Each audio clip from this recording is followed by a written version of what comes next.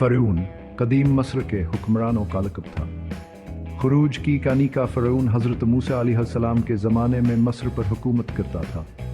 वहाँ एक ताकतवर और शाहाना शख्सियत का मालिक था जिसे ज़ुल्म इस्तमावर जबर की अलामत के तौर पर पेश किया जाता है। फ़रऊन की हुकूमत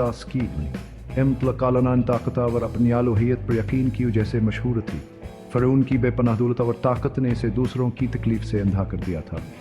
वो ऐशो अशरत में रहता था जबकि बनी इसराइल जो उसके हुक्म से गुलाम थे सख्त हालात में काम करते थे। फ़रऊन का दिल रहम से खाली था और उसने अपने तरफ से दी जाने वाली तकलीफ को तस्लीम करने से इनकार कर दिया। इस फ़रऊन की आनी बिलगा मुताकत के ख़तराता व रास्तबाजी से मनहमोड़ने के नताइज के बारे में एक्सबेक आमोज़ कहानी है। मूसा अलैहिस्सलाम की बातों पर कान न धरना और खुदा के नाफरमानी बाला आखरास की तबाह ये का बायस नहीं। खुरूज काफिर उनाय की अद दहानी है कि सबसे ताकतवर हुक्मरान भी खुदा के कानून से बालतर नहीं है। फ़रऊन के तकबर की कोई हद न थी। इसने अपने आप को खुदा करार दिया और अपनी राया से इबादत व इताअत का मुतालबा किया। अपनी आलवहियत पर असीकीन ने इसके ज़ुल्म इस्तमावर बनी इसराइल पर असके जबर को हुआ दी। फ़रऊन ने अपने इर्द-गिर्द ऐसे पादरियों और मशीरों को रखा जो उसके खुदाई होने के दावों की तायद करते थे।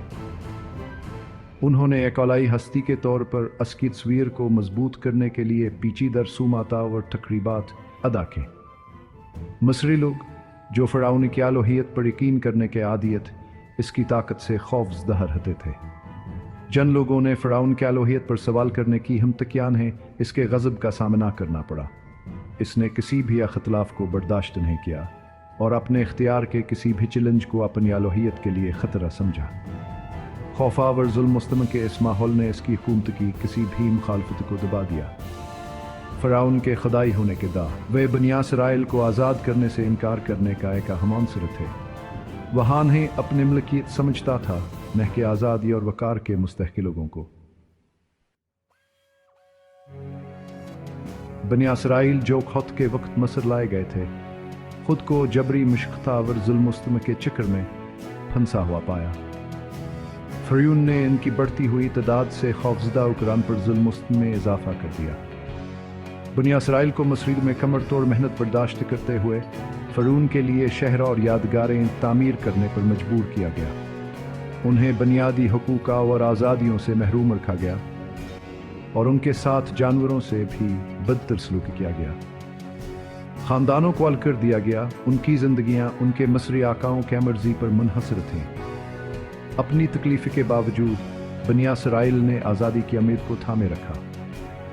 उन्होंने अपने आबा व अजदाद इब्राहीम, इसहाक और याकूब और खुदा के साथ आने के अहद की कहानियाँ सुनाई।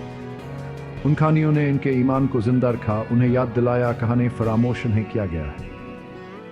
बनी इसराइल की हालत जार लामी की होलनाकियों और इंसाफा और आज़ादी के लिए लड़ने की अहमियत क्या एक वाज़ेह याद दहानी है। इनकी अनीज़ल मुस्तम के सामने इंसानी रोह लचक का सबूत है।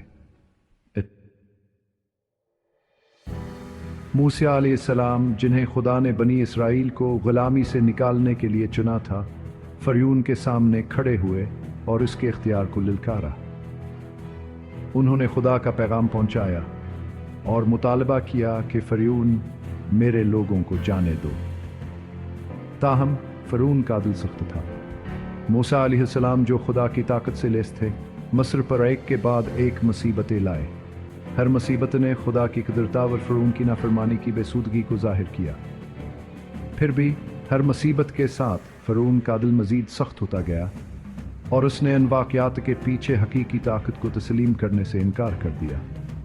फ़रऊन की ज़द के बावजूद मूसा अलैहिस्सलाम खुदा का पैगाम पहुँचाते रहे और उससे अल्तजा करते रहे कहो बनी इसराइल को आज़ाद करे और मज़ीद तकलीफ़ से बचे। उन्होंने फ़रऊन को तबाह करने के मौक़े फ़राहम किए, लेकिन फ़रऊन अपने गरूर और अपनी ताकत से चिमटा रहा। मूसा और फ़रऊन के दरमियान खैर और शर, आज़ादी और ज़ुल्म मुस्तम के दरमियान जद्दोजहद की नुमाइंदगी करता है। यह इस बात पर रोशनी डालता है कि बज़ाहिर नाकाबिल तस्खीर मुखालफत के बावजूद भी हक़ के लिए खड़े होने की कितनी अहमियत है।